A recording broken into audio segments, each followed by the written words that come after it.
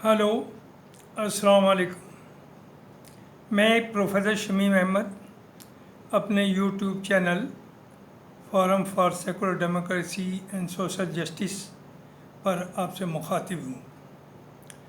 मैं बहुत गौर किया और सोचा, तो अब मैं 3 4 5 जो भी हो सकेगा वीडियोस अपने मुसलमानों के बारे में, रिलीजन के बारे में, उनकी डिफरेंट टाइप की जिम्मेदारियों के बारे में कुछ कहना चाहूँगा। मेरा सबसे पहला जो टॉपिक है, जो कि ये first part of these videos will be regarding our religion. हमारे मज़हब में क्या हुआ और क्या हम लोगों ने किया। आज सभी देख रहे हैं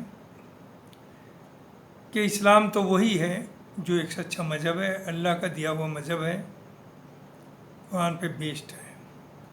लेकिन उसे मानने वाले जो मुसलमान अपने को कहलाते हैं, वो आपस में बटे हुए हैं, बदनाम हैं, हर दुनिया में हर कोने में ह्यूमिलेट किए जा रहे हैं।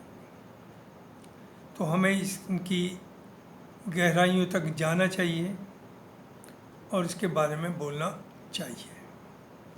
इससे काम नहीं चलेगा कि साहब हर चीज़ को दबाया जाए और लोग ये समझें इस सोशल मीडिया इंटरनेट के ज़माने में कि चीज़ें आप तक सीमित रहेंगी, ये दूसरों तक नहीं जाएंगी। हम अपने दीन का सही मैसेज भी लोगों को नहीं दे पा रहे हैं। जिस तरह का मैसेज दे रहे हैं उससे गलतफहमियाँ कम दूर हो रही हैं, बल्कि गलतफहमियाँ ज़्यादा पैदा हो रही हैं। जैसे कि मैं जो समझता हूँ, क्रिश्चियनिटी में क्या हुआ, यहूदी मज़हब में क्या हुआ। ज्यूज जो हैं वो जिस मज़हब को मानते हैं, उनके प्रॉफिट पैगंबर हज़रत मूसा हैं और उनका दीन भी अल्लाह का दीन है। लिहाजा ज्यूज को बुरा कहना, ज्यू उनके रिलीजन को बुरा कहना हम लोगों के लिए जायज़ नहीं है। इंसान बुरा हो सकता है, किसी मज़हब का सोकाल मानने वाला बुरा हो सकता है, लेकिन वो मज़हब बुरा नहीं होता। वैसे तो किसी भी मज़हब को बुरा मत कहिए। और मैं समझता हूँ जिस तरह से यहूदियों ने अपने मज़हब को पकड़ा हुआ है, ओरिजिनल मज़हब को, उस तरह से किसी ने अपने मज़हब को शायद ही पकड़ा हुआ हो।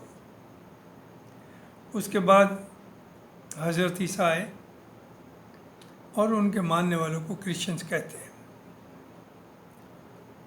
उनकी भी एक होली बुक है जैसे यहूदियों की है। असो वो होली बुक को भी हम मानते हैं कि अल्लाह की भेजी हुई किताब है, यानी उसमें जो भी है वो है जो अल्लाह ने कहा। लेकिन बदकिस्मती क्या, उन्होंने वक्त के मुताबिक अपनी चीज़ों को बदल दिया। उनकी होली बुक एक नहीं है। अगर आप उनसे कहें कि पेज नंबर 100 पर फला लाइन में क्या लिखा है, तो जितनी उनकी डिफरेंट बुक्स में उनमें सब अलग अलग चीज़ें मिलेंगी। तो उनकी किताब उन्होंने बदल दी। साथ साथ जो मैं समझता हूँ, हालांकि मुझे राइट नहीं है उन्हें क्रिटिसाइज करने का, लेकिन जो अल्लाह का भेजा हुआ मज़हब है, ये जिम्मेदारी होती है कि उसके मानने वाला हर आदमी उस मज़हब के बारे में जाने। लेकिन वहाँ एक सिस्टम हुआ पोप का, पादरीज का, हेड प्रीस्ट इन चर्चेस। उन्होंने जो मैसेज दिया मासिस को, क्रिश्चियंस को, वो दिया कि आपको क्रिश्चियनिटी के बारे में कुछ जानने की ज़रूरत नहीं है, आप जो चाहे कर सकते हैं। सिर्फ संडे को चर्च के अंदर आइए, कन्फेस कर लीजिए, आपने अच्छा या बुरा जो किया वो बता दीजिए और हम आपको माफ़ कर देंगे। लिहाजा वहाँ इग्नोरेंस है। आम पब्लिक ये नहीं जानती कि ईसाई मज़हब क्या है, होली बुक में उनकी क्या लिखा था। अव्वल में तो होली बुक रही ही नहीं, जाने कितनी किताबों में उन्होंने अलग अलग अपने मुताबिक कर लिया और इस हद तक मामला बिगाड़ दिया। देखिए, Christianity is also a religion of God. वो चीज़ अलग है कि उसके बाद इस्लाम आया फाइनली, लेकिन वो मज़हब भी अल्लाह का भेजा हुआ मज़हब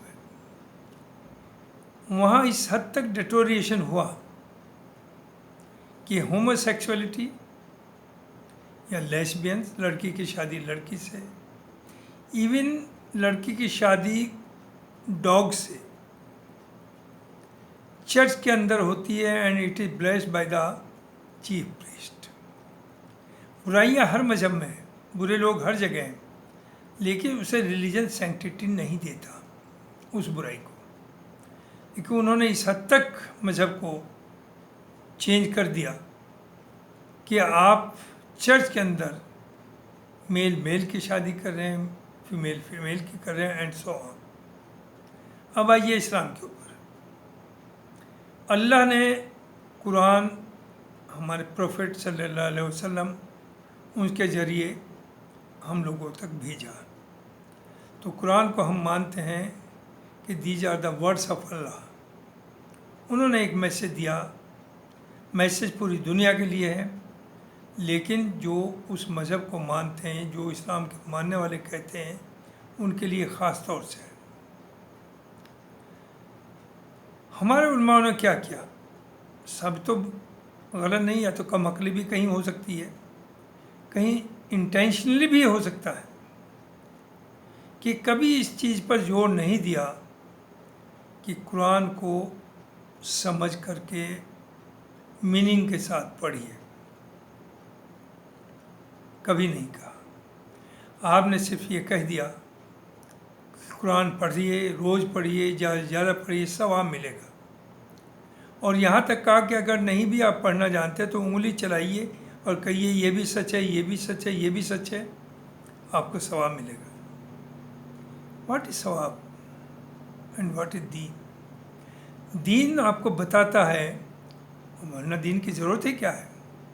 अल्लाह ने दीन भेजा इसलिए जो बताता है कि आप दुनिया में किस तरह से रहें, कैसे बिहेव करें अपने माँ बाप के साथ, अपने बच्चों के साथ, गरीबों के साथ, जानवरों के साथ, बेज़ुबानों के साथ, पड़ोसियों के साथ, सड़क पर कैसे चलें, समाज में कैसे लोगों की एक दूसरे की मदद करें, कैसा भाईचारा काम है, इस सभी की डायरेक्शंस आपको दीन देता है। दूसरी तरफ ये है, जैसे मौलाना असार साहब ने भी कहा, who is the authority on Quran, और मौलाना जाकिर साहब, डॉक्टर जाकिर साहब ने भी कहा,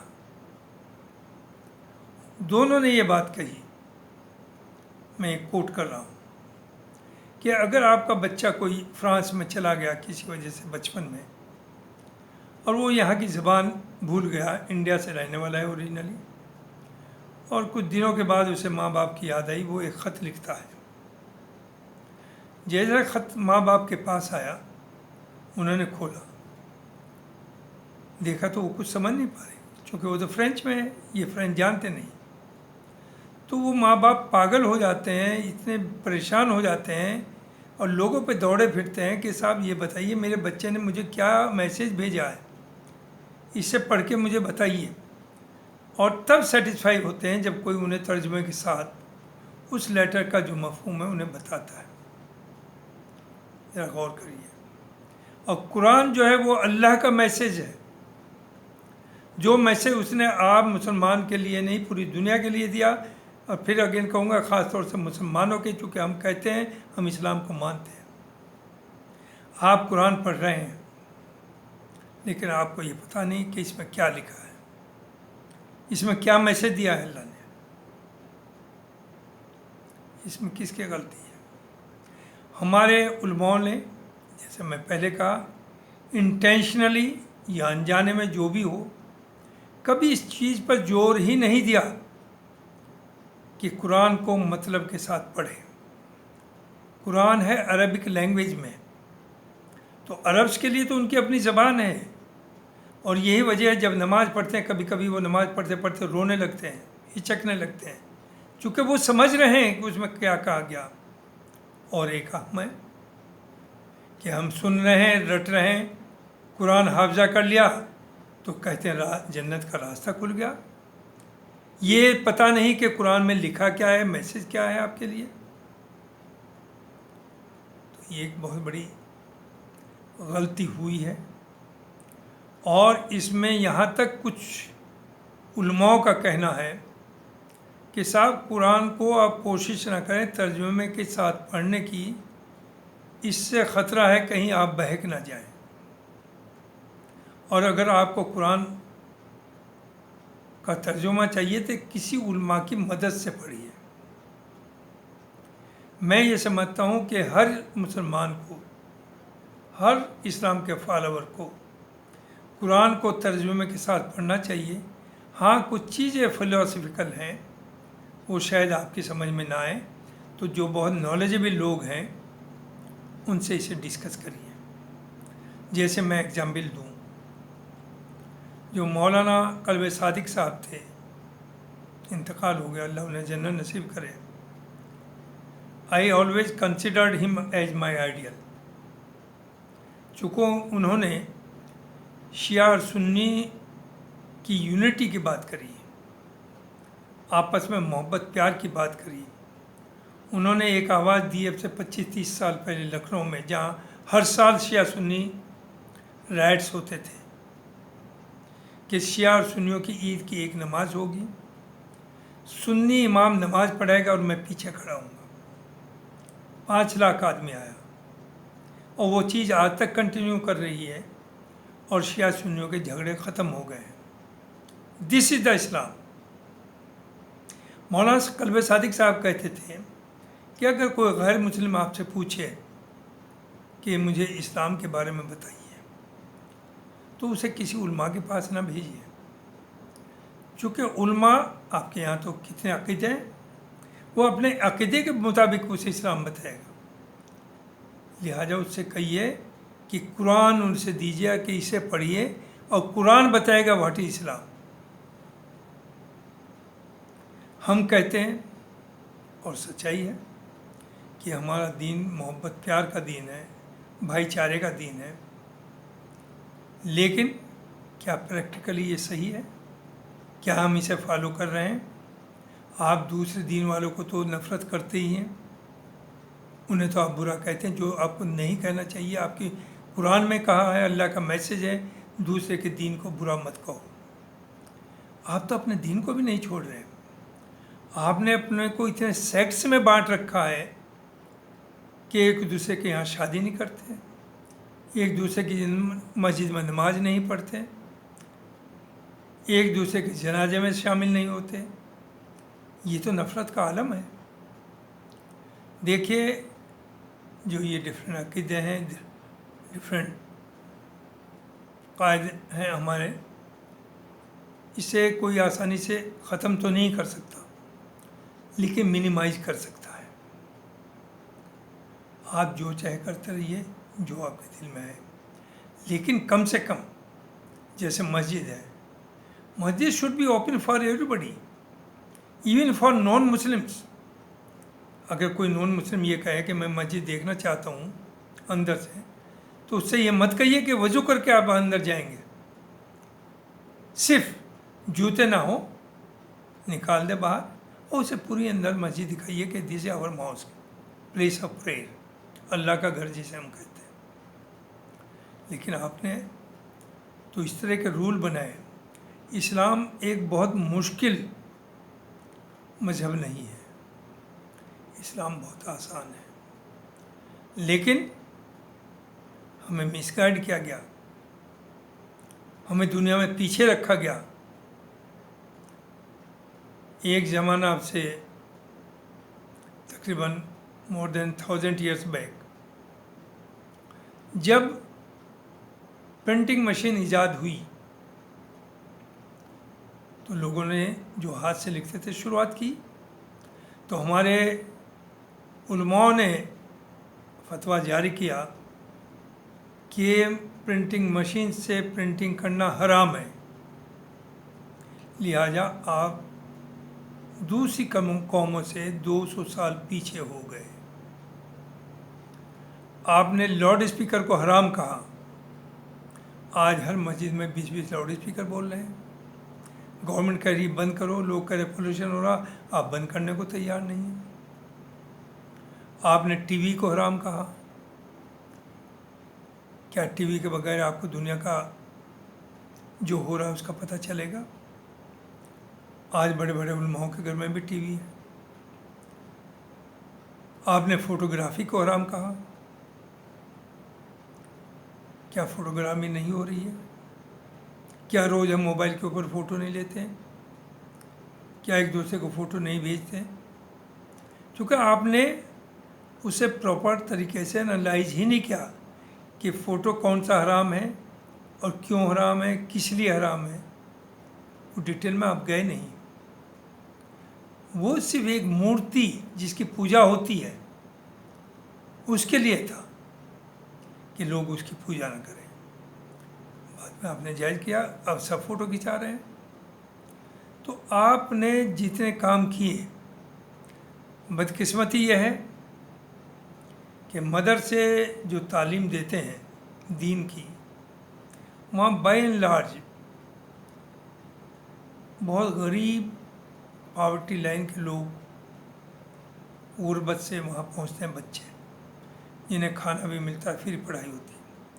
वो डिमोरलाइज होते हैं, वो मॉरली इतने हाई ही नहीं होते कि अपनी बात कह सकें, और वही वहाँ से निकलने के बाद उनकी सोच बहुत ज़्यादा तो बदलती नहीं। उन पे ऊपर से ये भी कि रोज़गार कोई है नहीं, लिहाजा जो जहाँ ताकतवर वो उसकी बात कर देते हैं। जैसे मैं आऊँगा,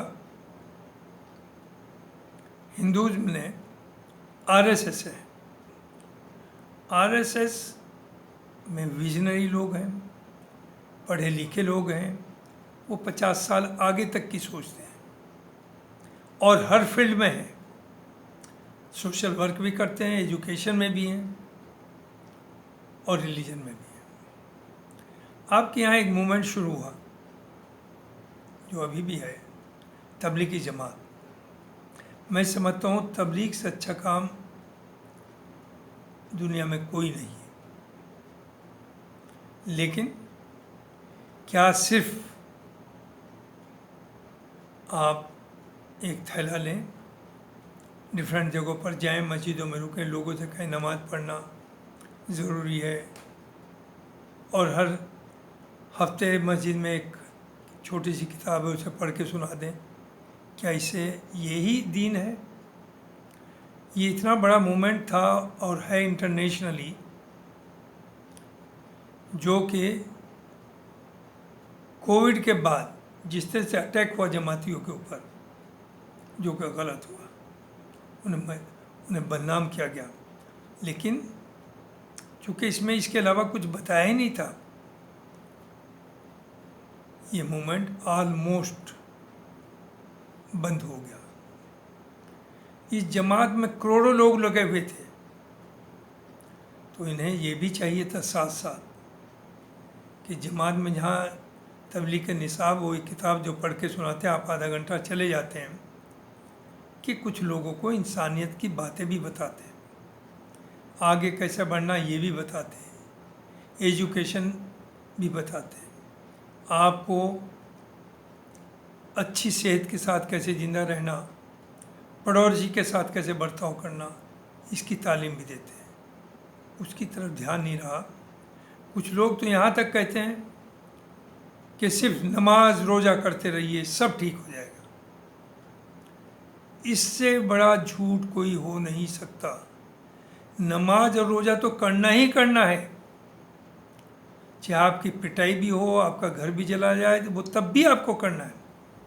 तो ये कहना उससे ठीक हो जाएगा, नहीं, सब ठीक करने के लिए आपको कुछ और भी करना होगा। आपको अच्छा बिजनेस भी करना होगा, आपको ईमानदारी भी होना पड़ेगा। आप ये न कहें वो भी तो ये कर रहा जो मैं कर रहा हूँ, वो करे, लेकिन आप कहते हैं हम औरों से अलग हैं, तो आपका हर काम गैर मुस्लिम भी अगर देखे तो वो कहे दिस इज इस्लाम। जो वेस्टर्न कंट्रीज़ में गोरे लोग लाखों की तादाद में मुसलमान हो रहे हैं, वो आपको देखकर नहीं हो रहे। वो कलाम पाक को तर्जुमे के साथ उसकी तफसीर समझ के, उसे देख करके, आपके सहाबा किराम की ज़िंदगी देख करके तब वो मज़हब एक्सेप्ट कर रहे हैं। वो आपको देखकर नहीं हो रहे।